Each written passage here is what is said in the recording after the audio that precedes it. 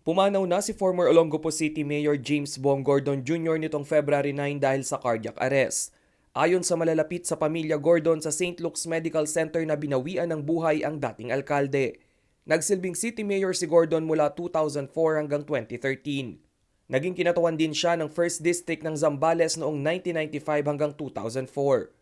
Ayon sa opisyal na pahayag ng kanyang kuya na si Senator Dick Gordon, sinabi nitong hindi pa rin siya makapaniwala na wala na ang kanyang nag-iisang kapatid na lalaki.